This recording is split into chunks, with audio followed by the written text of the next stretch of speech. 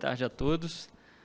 Eu sou o Pedro Lima, também, como o que apresentou hoje mais cedo, eu faço parte da tríade dos Pedros do Iluminas, junto com o desembargador Pedro Felipe e do Pedro Henrique Lima, só que o outro é Carvalho, eu sou o Magalhães. Nós vamos apresentar aqui o TES, que é um programa do Iluminas, fazendo um pequeno jogral aqui com a Jaque. A Jaque vai começar, por favor. Boa tarde, pessoal, novamente. Esse é o último painel da programação e acaba que vai ser uma honra encerrar, porque o Iluminas está sendo o laboratório anfitrião do evento. A gente vai apresentar esse projeto, que é o último projeto que o Iluminas desenvolveu agora, recentemente, e ele é focado, como o nome diz, em tecnologias éticas e sustentáveis. Como que ele nasceu? Ele tem 3 grandes braços, que seriam as colaborações, que são os diálogos que aprimoram o TRF6, um braço de informação para difundir e conscientizar, e um braço que é a prompteca, que nós vamos criar para colaborar e para construir. A gente fez uma pesquisa no TRF6, tem um painel de BI. Quem quiser acessar pelo QR Code, para ter todas as informações dessa pesquisa que a gente fez. O TRF6 ele é um laboratório pequeno, um tribunal pequeno. Então, a gente teve uma participação muito grande, foram 507 pessoas que conseguiram responder essa pesquisa. E qual foi o nosso objetivo? Verificar como que estava a utilização de inteligência artificial generativa no tribunal. E a gente teve alguns resultados interessantes. Pessoal, podia tirar a cadeira daqui? Tem como? Porque está...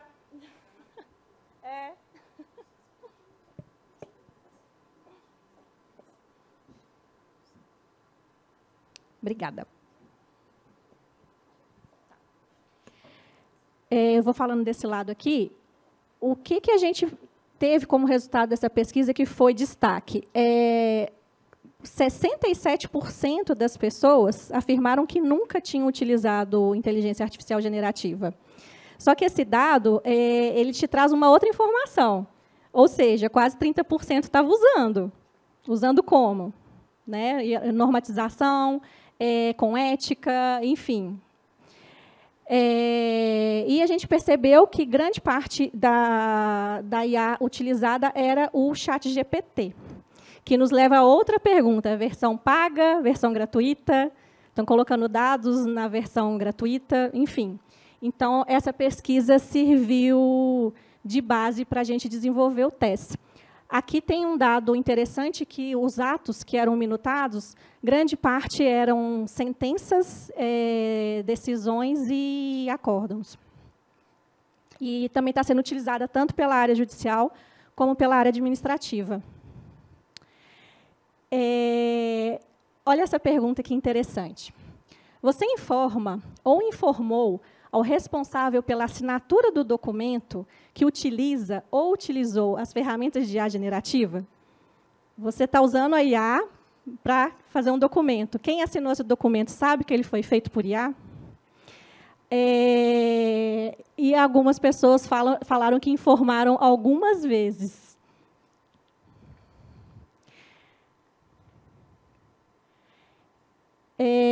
E aqui a gente tem uma outra informação importante, que é a forma de acesso. 67,65%, né, falou que nunca tinha utilizado, e aqueles 30% que utilizavam, 27% era a versão gratuita. E aqui, na percepção, quais seriam as melhorias necessárias para o uso de IA no tribunal, a gente teve 3 grandes campos, que eram treinamento, necessidade de normatização e ter uma ferramenta que fosse da própria instituição.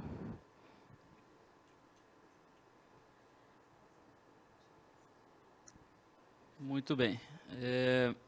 Considerando o que a gente viu das pesquisas, a gente chegou à conclusão que precisava suprir uma necessidade de informação, tanto de forma teórica quanto de forma prática.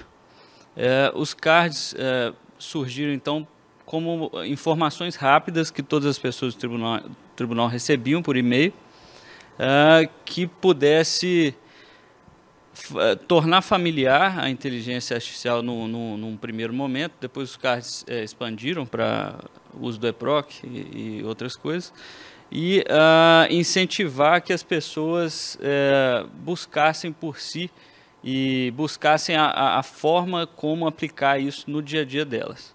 Eu vou passar aqui alguns cards que nós elaboramos. O primeiro foi sobre o que é e como usar, e alguns cuidados, sem entrar em grandes detalhes dos riscos. O próximo card, a gente tentou fazer a distinção da inteligência artificial, da automação e dos algoritmos, para que a pessoa entendesse o que diferente tem na inteligência artificial generativa em relação a essas ferramentas que já estão disponíveis, que são os algoritmos e a automação, principalmente no EPROC, né? O terceiro card foi sobre proteção de dados. Esse é uma grande preocupação da utilização da inteligência artificial, que inclusive posteriormente veio estampada na regulamentação do CNJ. Entrando mais na parte prática do uso, a gente tentou tornar palatável o que é promptar, que no final das contas é basicamente como conversar com a máquina, né? Só que a grande maioria não sabia nem o que era o prompt. A validação de output, que é a validação da resposta da inteligência artificial. No meio do caminho surgiu a regulamentação da IA pelo CNJ, e com esse card a gente tentou resumir a parte que tratava dos riscos e o modo como utilizar de forma segura a inteligência artificial.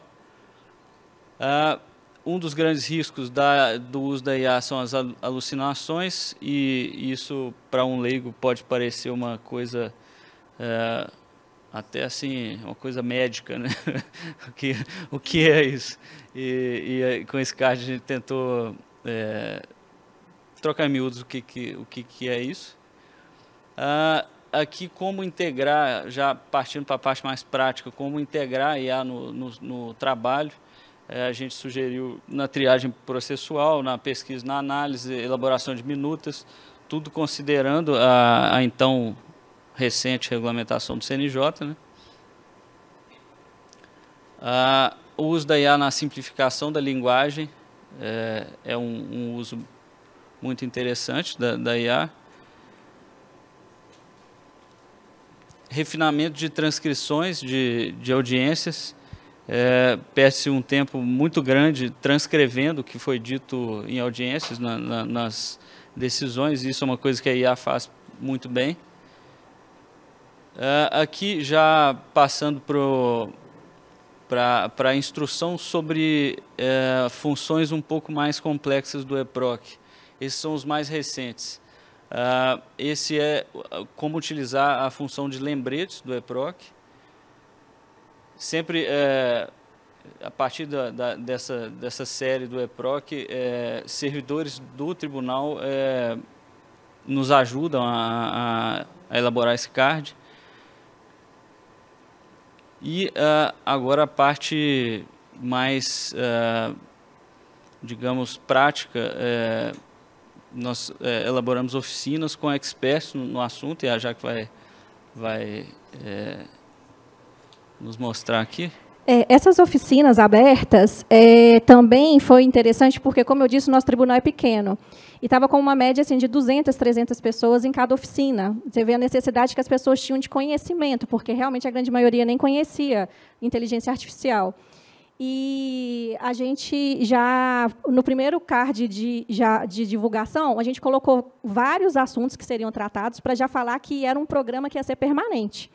Então, a gente já deu a agenda de quais temas que seriam abordados. Essas oficinas elas têm a duração de 1 ou 2 horas. Os participantes eles são voluntários. A nossa primeira foi com o Felipe Deimos, então a gente começou bem, teve muita participação.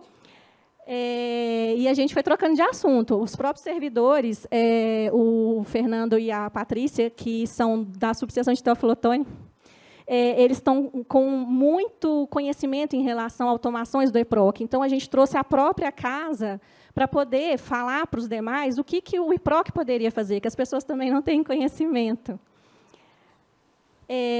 A fábrica de cálculos também foi uma das oficinas abertas, que vocês tiveram a oportunidade de ouvir aqui. Também é uma parceria com o próprio TJ, que fez uma oficina de como construir prompts. Essa também é da casa, a Leandra. A gente conseguiu agora habilitar o módulo de jurisprudência, então ele é novo no tribunal, então ela teve a oportunidade de explicar para todos quais eram as funcionalidades do novo módulo. E esse é o próximo, ainda nem foi feito, que seria como gerir textos padrões no EPROC. Elas são muito objetivas, elas são práticas, elas são do dia a dia dos servidores, do que eles precisam para poder melhorar o trabalho em relação à tecnologia. Muito bem, e agora o mais recente, indo ainda para a parte mais prática da utilização da IA generativa, muita gente não vai ter disponibilidade de se tornar um expert em elaboração de prompts. Então, o Illuminos trouxe para si a função de fazer uma curadoria de prompts. Então, nesse projeto da Prompteca, foram criadas 2 comissões, uma de primeiro grau, outra de segundo grau, com juízes e servidores, e a função vai ser fazer a triagem dos prompts que tem a homologação do Illumina. São prompts que a gente vai testar e que realmente, chegando à conclusão que são prompts bons, a gente vai disponibilizar para todos os usuários internos do tribunal, juízes e servidores, seja da área fim ou da área meio. E agora nós vamos assistir um videozinho curto. Um vídeo de divulgação do TESS, que tem um resumo de tudo que foi falado aqui. É um vídeo curtinho, tem 1 minuto e pouco.